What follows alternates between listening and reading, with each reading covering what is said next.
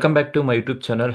ಈ ಒಂದು ವಿಡಿಯೋದಲ್ಲಿ ನಿಮಗೆ ರಿಸರ್ಚ್ ಮೆಥಡಾಲಜಿಗೆ ಸಂಬಂಧಪಟ್ಟಂತೆ ಯೂನಿಟ್ ಫಸ್ಟ್ ಏನಿದೆ, ಇಂಟ್ರೊಡಕ್ಷನ್ ಟು ರಿಸರ್ಚ್ ಏನಿದೆ, ಅದಕ್ಕೆ ಸಂಬಂಧಪಟ್ಟಂತ ಮೀನಿಂಗ್ ಆಫ್ ರಿಸರ್ಚ್ ಏನಿದೆ ಅಂಡ್ ಆಬ್ಜೆಕ್ಟಿವ್ಸ್ ಆಫ್ ರಿಸರ್ಚ್ ಏನಿದೆ, ಆ ಒಂದು ಟಾಪಿಕ್ ಅನ್ನು ನಾನು ನಿಮಗೆ ಈ ಒಂದು ವಿಡಿಯೋದಲ್ಲಿ ತಿಳಿಸ್ಕೊಡ್ತೀನಿ.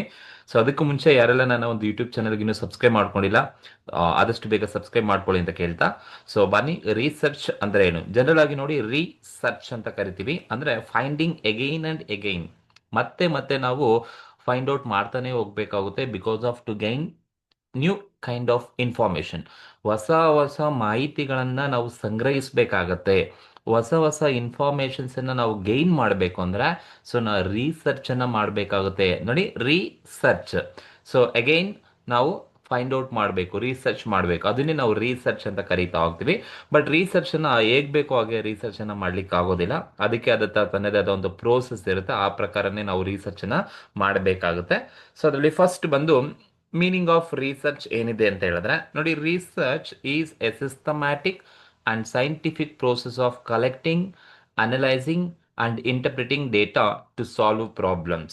Usually, research is a systematic and scientific process of collecting data, analyzing data, and interpreting data to solve problems. ಅಂದರೆ ಬಿಸ್ನೆಸ್ ಆರ್ಗನೈಸೇಷನ್ಸ್ ಆಗಿರ್ಬೋದು ಅಥವಾ ಸೊಸೈಟಿನಲ್ಲಾಗಿರ್ಬೋದು, ಏನಾದರೂ ಪ್ರಾಬ್ಲಮ್ಸ್ ಅರೈಸ್ ಆದರೆ, ಏನಾದರೂ ಇಶ್ಯೂಸ್ ಇದ್ರೆ, ಏನಾದರೂ ಚಾಲೆಂಜಸ್ ಇದ್ರೆ, ಆ ಚಾಲೆಂಜಸ್ನಾಗೆ ಸೊಲ್ಯೂಷನ್ಸನ್ನು, ಆ ಒಂದು ಪ್ರಾಬ್ಲಮ್ಸ್ಗೆ ಸೊಲ್ಯೂಷನ್ಸನ್ನು ಫೈಂಡ್ ಔಟ್ ಮಾಡಬೇಕಾಗುತ್ತೆ.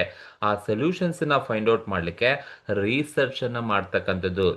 ಆಗ ಆ ರಿಸರ್ಚನ್ನ ಅಂಡರ್ಟೇಕ್ ಮಾಡಬೇಕು ಅಂತ ಹೇಳಿದ್ರೆ, ಕಲೆಕ್ಷನ್ ಆಫ್ ಡೇಟಾ, ಡೇಟಾ ಅಂದರೆ ಇನ್ ದ ಸೆನ್ಸ್ ಇನ್ಫಾರ್ಮೇಷನ್ಸನ್ನು ಕಲೆಕ್ಟ್ ಮಾಡ್ಕೋಬೇಕು, ಕಲೆಕ್ಟ್ ಮಾಡಿರೋ ಇನ್ಫಾರ್ಮೇಷನ್ಸನ್ನು ಅನಾಲಿಸಿಸ್ ಮಾಡಬೇಕು ಆ್ಯಂಡ್ ಇಂಟರ್ಪ್ರಿಟೇಷನ್ಸನ್ನು ಮಾಡಿ ಆ ಒಂದು ಪ್ರಾಬ್ಲಮ್ಸು ಏನಕ್ಕೆ ಬಂದಿದೆ ಆ್ಯಂಡ್ ಆ ಪ್ರಾಬ್ಲಮ್ಸ್ಗೆ ಏನು ಸೊಲ್ಯೂಷನ್ಸ್ ಅಂತ ಹೇಳ್ಬಿಟ್ಟು ಫೈಂಡ್ ಔಟ್ ಮಾಡಬೇಕಾಗುತ್ತೆ.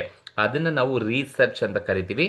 It is a systematic and scientific process of collecting data, analysing data and interpretation of data to solve problems or to find a solution to the question or to get an answer to the question. ನಮ್ಮ ಒಂದು ಕ್ವಶನ್ಗೆ ಆನ್ಸರ್ಸನ್ನು ನಾವು ತಗೋಬೇಕು ಅಂತ ಹೇಳಿದ್ರೆ, ಅಥವಾ ಒಂದು ಪ್ರಾಬ್ಲಮ್ಸ್ಗೆ ಸೊಲ್ಯೂಷನ್ಸನ್ನು find out ಮಾಡಬೇಕು ಅಂತ ಹೇಳಿದ್ರೆ ರಿಸರ್ಚನ್ನು ಮಾಡಬೇಕಾಗುತ್ತೆ. ನೋಡಿ, research is not only finding solutions, ಬರೀ ಸೊಲ್ಯೂಷನ್ಸನ್ನು ಫೈಂಡ್ ಔಟ್ ಮಾಡೋದನ್ನು ರಿಸರ್ಚ್ ಅಂತ ಹೇಳೋದಿಲ್ಲ. But along with the finding the solution, gaining knowledge, enhancing their existing ನಾಲೆಡ್ಜಸ್ಸನ್ನು ಎನ್ಹಾನ್ಸ್ ಮಾಡ್ಕೊಳ್ಳೋಕ್ಕೆ, ಹೊಸ ಹೊಸ ಇನ್ಫಾರ್ಮೇಷನ್ಸನ್ನು ತಿಳ್ಕೋಬೇಕು ಅಂದರೆ ರಿಸರ್ಚನ್ನು ಮಾಡಬೇಕಾಗುತ್ತೆ. ಹಾಗಾಗಿ ಸಿಂಪಲ್ ಆಗಿ, research is A systematic and scientific process of collection, analyzing and interpretation of data to solve problems or solution to the questions ಗೆ solutions ಅನ್ನ ಫೈಂಡ್ ಔಟ್ ಮಾಡ್ತಕ್ಕಂಥದ್ದನ್ನ ರಿಸರ್ಚ್ ಅಂತ ಕರಿತೀವಿ. At the same time there is a definitions ಅನ್ನ ನೋಡಿದ್ರೆ, research includes gathering of data, information and facts for the advancement of knowledge. ನೋಡಿ, research includes gathering of ಡೇಟಾವನ್ನ gather ಮಾಡ್ತಕ್ಕಂಥದ್ದು, ಕಲೆಕ್ಟ್ ಮಾಡ್ತಕ್ಕಂಥದ್ದು, ಇನ್ಫಾರ್ಮೇಷನ್ಸ್ ಅನ್ನ ಕಲೆಕ್ಟ್ ಮಾಡ್ತಕ್ಕಂಥದ್ದು ಅಂಡ್ ಎಕ್ಸಿಸ್ಟಿಂಗ್ ಫ್ಯಾಕ್ಟ್ಸ್ ಅನ್ನ collect ಮಾಡಿಕೊಂಡು ಆ ಒಂದು ಫ್ಯಾಕ್ಟ್ಸ್ ಇನ್ಫಾರ್ಮೇಷನ್ಸ್ ಅನ್ನ ಅನಲೈಸ್ ಮಾಡ್ತಕ್ಕಂಥದ್ದು. ಅನಲೈಸ್ ಮಾಡೋ ಮುಖಾಂತರ ಏನ್ ಮಾಡ್ಬೋದು, ಎಕ್ಸಿಸ್ಟಿಂಗ್ ನಾಲೆಡ್ಜಸ್ ಅನ್ನ ಎನ್ಹಾನ್ಸ್ ಮಾಡ್ತಾ ಹೋಗ್ಬೋದು ಅಂಡ್ ಇನ್ಕ್ರೀಸಿಂಗ್ ನ್ಯೂ ನಾಲೆಡ್ಜಸ್ ಅನ್ನ ಗೈನ್ ಮಾಡಲಿಕ್ಕೆ ಈ ಒಂದು ರಿಸರ್ಚ್ ಸಹಾಯ ಮಾಡ್ತಾ ಹೋಗುತ್ತೆ. ಅದನ್ನ ನಾವು ರಿಸರ್ಚ್. ಆ ಒಂದು ರಿಸರ್ಚ್ಗೆ ಏನೆಲ್ಲ ಆಬ್ಜೆಕ್ಟಿವ್ಸ್ ಇದೆಯಪ್ಪ ಅಂತ ಹೇಳಿದ್ರೆ, ಫಸ್ಟ್ ನೋಡಿ, to gain new knowledge and information. That is what. For research is undertaken because of to gain a new knowledge, new information. ಹೊಸ ಇನ್ಫಾರ್ಮೇಶನ್ಸ್ ಅನ್ನ ಅಥವಾ ನಮ್ಮಲ್ಲಿ ಇರ್ತಕ್ಕಂಥ ಎಕ್ಸಿಸ್ಟಿಂಗ್ ಇನ್ಫಾರ್ಮೇಶನ್ಸ್ ಅನ್ನ ನಾವು ಎನ್ಹಾನ್ಸ್ ಮಾಡ್ಕೋಬೇಕು ಅಂತ ಹೇಳಿದ್ರೆ ನಮಗೆ ರಿಸರ್ಚ್ ಅವಶ್ಯಕತೆ ಇರುತ್ತೆ. ಹಾಗಾಗಿ ರಿಸರ್ಚ್ ನ ಏನಕ್ಕೆ ಕಂಡಕ್ಟ್ ಮಾಡ್ತಾರೆ ಅಂತ ಹೇಳಿದ್ರೆ, because of to gain knowledge, because of to gain new informations. ಇರ್ತಕ್ಕಂಥ ಇನ್ಫಾರ್ಮೇಶನ್ಸ್ ಅನ್ನ, ಹೊಸ ಹೊಸ ಇನ್ಫಾರ್ಮೇಶನ್ಸ್ ಅನ್ನ ನಾನು ಗೈನ್ ಮಾಡಬೇಕು ಅಂತ ಹೇಳಿದ್ರೆ ನಾವು ರಿಸರ್ಚ್ ಅನ್ನ ಮಾಡಬೇಕಾಗತ್ತೆ. ಅಂದ್ರೆ ನಮಗೆ ಗೊತ್ತಿಲ್ಲದೆ ಇರೋ ವಿಷಯಗಳ ಬಗ್ಗೆ ನಾವು ಇನ್ಫಾರ್ಮೇಶನ್ಸ್ ಅನ್ನ ಪತ್ತೆ ಹಚ್ಚೋದಕ್ಕೆ, ತಿಳ್ಕೊಳ್ಳೋದಕ್ಕೆ ರಿಸರ್ಚ್ ಅನ್ನ ಮಾಡ್ತಕ್ಕಂಥದ್ದು. That is to gain new knowledge and information. And second one ಬಂದು to verify and test existing facts and theories ಅಂತ ಕರಿತೀವಿ. That is nothing but to solve to verify and test existing facts and theories ಅಂತ ಹೇಳಿದ್ರೆ ಇರ್ತಕ್ಕಂಥ facts informations ಅನ್ನ ಇರ್ತಕ್ಕಂಥ theories correct ಆಗಿ ಇದೆಯೋ ಇಲ್ವೋ ಅಂತ ನಮಗೆ ತಿಳ್ಕೋಬೇಕು ಅಂತ ಹೇಳಿದ್ರೆ ರಿಸರ್ಚ್ ಇಂದಾನೆ ನಮಗೆ ಸಾಧ್ಯ ಆಗುತ್ತೆ. So research is helpful. ಅವ್ರ ರಿಸರ್ಚ್ನ ಏನಕ್ಕೆ ಕಂಡಕ್ಟ್ ಮಾಡ್ತೀವಿ ಅಂತ ಹೇಳಿದ್ರೆ, ಸೊ ಒಂದೇನು ಫ್ಯಾಕ್ಟ್ಸ್ ಇರುತ್ತೆ ಅಥವಾ ಏನು ಥಿಯರೀಸ್ ಅನ್ನ ಇರ್ತವೆ, ಆ ಒಂದು ಥಿಯರೀಸ್ ಆಗಿರ್ಬೋದು ಅಥವಾ ಮೆಥಡ್ಸ್ ಆಗಿರ್ಬೋದು ಅಥವಾ ಟೆಕ್ನಿಕ್ಸ್ ಆಗಿರ್ಬೋದು, ಎಕ್ಸಿಸ್ಟಿಂಗ್ ಇರ್ತಕ್ಕಂಥ ಇನ್ಫಾರ್ಮೇಶನ್ಸ್ ಅನ್ನ ನಾವು ವೆರಿಫೈ ಮಾಡಲಿಕ್ಕೆ, ಟೆಸ್ಟ್ ಮಾಡಲಿಕ್ಕೆ ಥಿಯರಿ ಒಂದು ರಿಸರ್ಚ್ ಅನ್ನ ಮಾಡ್ತಕ್ಕಂಥದ್ದು. ಅಂಡ್ ಥರ್ಡ್ ಪಾಯಿಂಟ್ ಹೇಳ್ತೆ to identify and solve the problems. These are common objectives. Research ಅನ್ನ ಏನು ಕಂಡಕ್ಟ್ ಮಾಡ್ತಾರೆ ಅಂದ್ರೆ to identify the problems, either personal ಆಗಿರ್ಬೋದು, ಪ್ರೊಫೆಷನಲ್ ಆಗಿರ್ಬೋದು, ಅಥವಾ ಬಿಸ್ನೆಸ್ ಅಲ್ಲಿ ಆಗಿರ್ಬೋದು, ಅಥವಾ ಸೊಸೈಟಿನಲ್ಲಿ ಆಗಿರ್ಬೋದು. ಏನು ಪ್ರಾಬ್ಲಮ್ಸ್ ಇದೆ ಅದನ್ನ ಐಡೆಂಟಿಫೈ ಮಾಡಬೇಕು. ಅಂಡ್ ಐಡೆಂಟಿಫೈ ಮಾಡಿದ್ಮೇಲೆ ಆ ಒಂದು ಪ್ರಾಬ್ಲಮ್ಗೆ ಸೊಲ್ಯೂಷನ್ಸ್ ಅನ್ನ ಪ್ರೊವೈಡ್ ಮಾಡಲಿಕ್ಕೆ ರಿಸರ್ಚ್ ಅನ್ನ ಅಂಡರ್ಟೇಕ್ ಮಾಡ್ತಾರೆ. ಸೊ ಹಾಗಾಗಿ to identify and solve problems is also one of the objectives of research. And the most important objectives is research is support decision making and planning. ನೋಡಿ, one of the common objectives research ಅನ್ನ ಪ್ರತಿಯೊಂದು business organization research ಅನ್ನ undertake ಮಾಡ್ತಾರೆ. ಹಾಗಾಗಿ research ನ objectives ಏನಪ್ಪಾ ಅಂತ ಹೇಳಿದ್ರೆ, ಆ ಒಂದು research to support decision making and planning to the ಮ್ಯಾನೇಜ್ಮೆಂಟ್ಗೆ ಡಿಸಿಷನ್ಸ್ ಅನ್ನ ತಗೊಳ್ಳೋಕೆ ಸಪೋರ್ಟ್ ಆಗಿರ್ತಕ್ಕಂಥ ಒಂದು ಇನ್ಫಾರ್ಮೇಶನ್ಸ್ ಅನ್ನ ಕೊಡಬೇಕಾಗುತ್ತೆ. ಅದು ಕೂಡ ಒಂದು ಆಬ್ಜೆಕ್ಟಿವ್ಸ್ ಆಗುತ್ತೆ. At the same time, to develop new methods, new technique, new theories. So one of the most common objectives research is undertaken because of to develop new kind of methods, formulas, techniques, theories.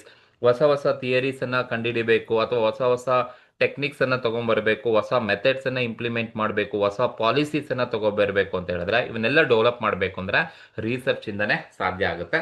ಹಾಗಾಗಿ ಅದು ಕೂಡ ಒಂದು objectives ಅಂತ ಕರಿತೀವಿ. To develop new methods, new techniques, new theories, new models, new policies, new principles, ಇವೆಲ್ಲದೂ ಕೂಡ ಸಾಧ್ಯ ಆಗೋದು ರಿಸರ್ಚ್ ಇಂದಾನೆ.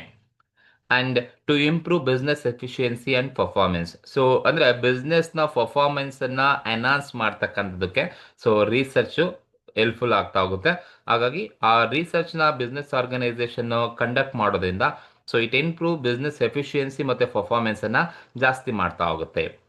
ಅಂಡ್ ರಿಸರ್ಚ್ ನ ಇನ್ನೊಂದು ಆಬ್ಜೆಕ್ಟಿವ್ಸ್ ಏನಪ್ಪಾ ಅಂದ್ರೆ, ಅದು to predict future trends and behaviour. So research ಏನ್ ಮಾಡ್ತಾ ಹೋಗುತ್ತೆ, ಫ್ಯೂಚರ್ ಅಲ್ಲಿ ಏನೆಲ್ಲ ಟ್ರೆಂಡ್ಸ್ ಬರುತ್ತೆ ಅಥವಾ ಏನು ಆಟಿಟ್ಯೂಡ್ ಇರುತ್ತೆ ಕಸ್ಟಮರ್ದು, ಯಾವ ತರ ಬಿಹೇವಿಯರ್ ಇರುತ್ತೆ ಅನ್ನೋದು ಪ್ರಿಡಿಕ್ಟ್ ಮಾಡಬೇಕು ಅಂತ ಹೇಳಿದ್ರೆ, ಎಸ್ಟಿಮೇಟ್ ಮಾಡಬೇಕು, ಫೋರ್ಕಾಸ್ಟ್ ಮಾಡಬೇಕು ಅಂದ್ರೆ ಕಂಪನಿಗಳು ರಿಸರ್ಚ್ ಅನ್ನ ಮಾಡ್ತವೆ. ಹಾಗಾಗಿ ರಿಸರ್ಚ್ ನ ಆಬ್ಜೆಕ್ಟಿವ್ಸ್ ಅಲ್ಲೂ ಕೂಡ ಅದು ಕೂಡ ಒಂದಾಗಿರುತ್ತೆ. ಪ್ರಿಡಿಕ್ಟ್ ಫ್ಯೂಚರ್ ಟ್ರೆಂಡ್ಸ್ ಅನ್ನ ಪ್ರಿಡಿಕ್ಟ್ ಮಾಡ್ತಕ್ಕಂಥದ್ದು, ಫ್ಯೂಚರ್ ಬಿಹೇವಿಯರ್ಸ್ ಅನ್ನ ಪ್ರಿಡಿಕ್ಟ್ ಮಾಡ್ತಕ್ಕಂಥದ್ದು ರಿಸರ್ಚ್ ನ ಆಬ್ಜೆಕ್ಟಿವ್ಸ್ ಆಗಿರುತ್ತೆ.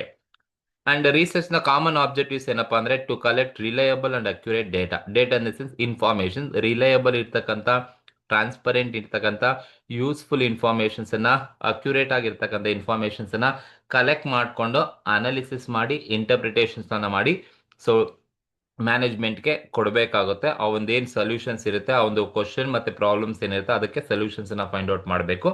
ಆ purpose collection of reliable and accurate data ಅಂತ ಕರಿತೀವಿ. To evaluate the policies programme performance. So ನೋಡಿ, ಒಂದು ರಿಸರ್ಚ್ ನ ಆಬ್ಜೆಕ್ಟಿವ್ಸ್ ಏನಪ್ಪಾ ಅಂತ ಹೇಳಿದ್ರೆ, ಸೊ ಏನು ಪಾಲಿಸೀಸ್ ಅನ್ನ ತಗೊಂಡ್ಬಂದಿರ್ತಾರೆ, ಗೌರ್ಮೆಂಟ್ ಆಗಿರ್ಬೋದು, ಬಿಸ್ನೆಸ್ ಆಗಿರ್ಬೋದು, ಏನು ಹೊಸ ಪ್ರೋಗ್ರಾಮ್ಸ್ ಅನ್ನ ತಗೊಂಡ್ಬಂದಿರ್ತಾರೆ, ಸೊ ಆ ಒಂದು ಪಾಲಿಸೀಸ್ ಅಥವಾ ಪ್ರೋಗ್ರಾಮ್ಸ್ ಕರೆಕ್ಟ್ ಇದೆಯೋ ಇಲ್ವೋ ಅಂತ ಹೇಳ್ಬಿಟ್ಟು ಇವ್ಯಾಲ್ಯುವೇಷನ್ಸ್ ಅನ್ನ ಮಾಡಬೇಕು ಅಂದ್ರೆ ರಿಸರ್ಚ್ ಅನ್ನ ಕಂಡಕ್ಟ್ ಮಾಡಬೇಕಾಗುತ್ತೆ. ಸೊ ಹಾಗಾಗಿ ಅದು ಕೂಡ ಒಂದು ಆಬ್ಜೆಕ್ಟಿವ್ಸ್ ಅಂತ ಕರಿತೀವಿ. To evaluate the policies, principles, programmes, performance ಅಂತ ಇದೆ ಇರ್ತಕ್ಕಂಥದ್ದು. And to provide solution for practical and social issues. ಅಂದ್ರೆ ರಿಸರ್ಚ್ ನ ಕಾಮನ್ ಆಬ್ಜೆಕ್ಟಿವ್ಸ್ ಏನು ಪ್ರಾಕ್ಟಿಕಲ್ ಪ್ರಾಬ್ಲಮ್ಸ್ ಇರುತ್ತೆ ಅಥವಾ ಏನೆಲ್ಲ ಸೋಷಿಯಲ್ ಅಲ್ಲಿ ಸೊಸೈಟಿನಲ್ಲಿ ಇಶ್ಯೂಸ್ ಇರುತ್ತೆ, ಚಾಲೆಂಜಸ್ ಇರುತ್ತೆ, ಪ್ರಾಬ್ಲಮ್ಸ್ ಇರುತ್ತೆ, ಅದಕ್ಕೆ ಒಳ್ಳೆ ಸೊಲ್ಯೂಷನ್ಸ್ ಅನ್ನ ಪ್ರೊವೈಡ್ ಮಾಡ್ತಕ್ಕಂಥದ್ದೇ ರಿಸರ್ಚ್ ನ ಕಾಮನ್ ಆಬ್ಜೆಕ್ಟಿವ್ಸ್. ಅಂಡ್ ಫಲಾಗಿ to reduce risk and uncertainty in decision making. ನೋಡಿ, ಡಿಸಿಷನ್ಸ್ ಅನ್ನ ತಗೋಬೇಕಾದ್ರೆ ರಿಸರ್ಚ್ ಅನ್ನ ಮಾಡಿ ಡಿಸಿಷನ್ಸ್ ಅನ್ನ ತಗೊಂಡ್ರೆ ಯಾವುದೇ ತರದ ಬರ್ಡನ್ ಆಗಲಿ ರಿಸ್ಕ್ ಆಗಲಿ ಇರೋದಿಲ್ಲ. ಹಾಗಾಗಿ research it reduce risk and ಅನ್ಸರ್ಟನಿಟಿನ ಕಡಿಮೆ ಮಾಡ್ತಾ ಹೋಗುತ್ತೆ. ಡಿಸಿಷನ್ಸ್ ಅನ್ನ ತಗೋಬೇಕಾದ್ರೆ ರಿಸರ್ಚ್ ಆ ಒಂದು ಅನ್ಸರ್ಟನಿಟಿ ಅಥವಾ ಏನು ರಿಸ್ಕ್ ಬರ್ತಾ ಹೋಗುತ್ತೆ ಅದನ್ನ ಕಡಿಮೆ ಮಾಡ್ತಾ ಹೋಗುತ್ತೆ. ಸೊ ಇದು ರಿಸರ್ಚ್ ನ ಆಬ್ಜೆಕ್ಟಿವ್ಸ್ ಅಂತ ಕರಿತೀವಿ. To gain new knowledge and information, to verify and test existing facts and theories, to identify and solve problems, to support decision making and planning, to develop new methods, techniques, or theories, to improve business efficiency and performance, to predict future trends and behavior, to collect reliable and accurate data, to evaluate the policies and programs, to provide solution for practical and social issues, to reduce risk and uncertainty in decision making. So ಇದು objectives of research as well as meaning and definition of research ಅಂತ ಇರ್ತಕ್ಕಂಥದ್ದು. Okay, ಈ ಒಂದು video ಇಷ್ಟ ಆಗಿದ್ರೆ ದಯವಿಟ್ಟು subscribe ಮಾಡಿ, share ಮಾಡಿ, ಲೈಕ್ ಮಾಡಿ. Thank you.